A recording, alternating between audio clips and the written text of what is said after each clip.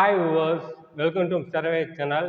நான்குள் விவேக். இன்னைக்கு வீடியோவில் நாகேந்திரன்ஸ் ஹனிமூன்ஸுங்கிற ஒரு மலையாள வெப் சீரிஸோட ரிவ்யூ தான் பார்க்க போகிறோம். அதுக்கு முன்னாடி சேனல் சப்ஸ்கிரைப் பண்ணலையா? கீழே உள்ள இருக்க சப்ஸ்கிரைப் பண்ண கிளிக் பண்ணுங்கள். கூடவே பெல் பட்டன் கிளிக் பண்ணுங்கள். அப்போ தான் நான் போடுற வீடியோ ஒன்று நோட்டிஃபிகேஷனாக வரும். அப்போ தான் இந்த வீடியோ மிஸ் பண்ணால் பார்க்கலாம் நீங்கள்.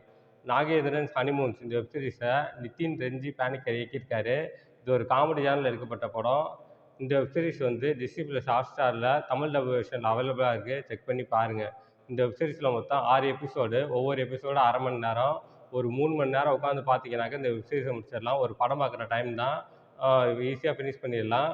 இப்போது அவங்க இந்த வெப் சீரிஸோட கதை என்னன்னு பார்ப்போம். இந்த வெப் சீரிஸோட கதையை பார்த்தோம்னாக்க, படத்தில் ஹீரோ சுராஜுக்கு வந்து ஒரு அம்மா மட்டும்தான், அப்பா கிடையாது.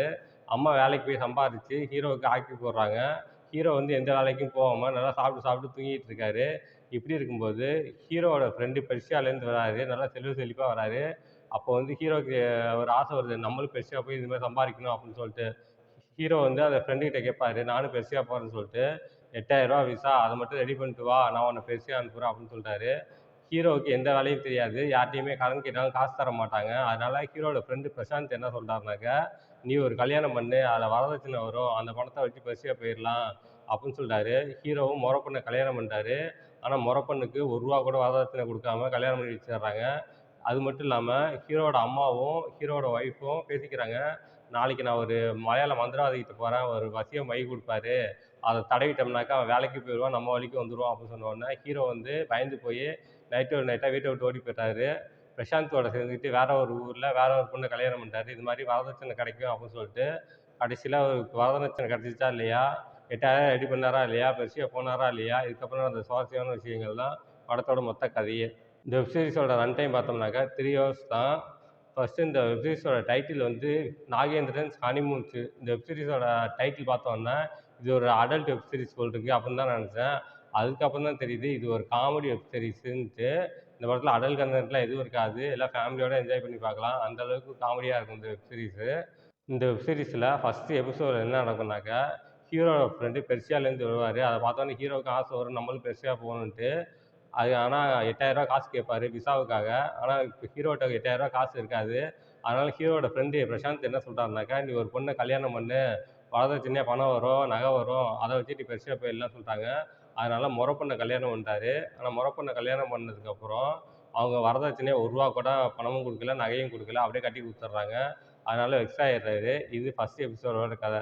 2வது வெப் சீரிஸோட கதை என்னன்னாக்கா, ஹீரோ வந்து நைட்டோட நைட்டாக ஓடி போயிடுவார் ஃபஸ்ட்டு எபிசோடில். செகண்ட் எபிசோடில் ஒரு பொண்ணுக்கு கல்யாணம் நிச்சயமாகி நடக்க போகிற நேரத்தில் கல்யாணம் நின்றும். ஏன்னாக்கா அந்த பொண்ணு ஒரு பைத்தியம்னு சொல்லிட்டு அந்த மாப்பிள்ளை கட்டிக்காமல் ஓடி போயிடுவான். ஆனால் ஹீரோ வந்து என்ன சொல்லுவார், வரதட்சணைக்காக நான் கட்டிக்கிறேன் அப்படின்னு சொல்லுவார்.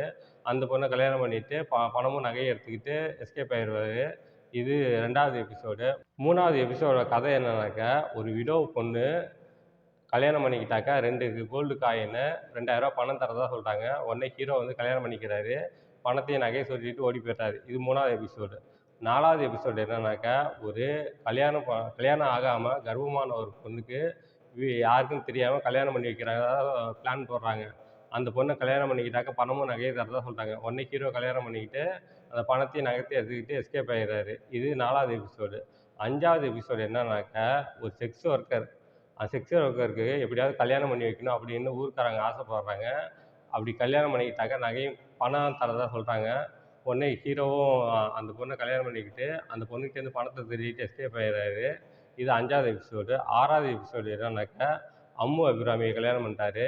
அதே போல் பணமும் நகையும் சுருட்டலான்னு பார்க்குறாரு. ஆனால் அங்கே தான் சரியான ட்விஸ்ட்டே இருக்குது.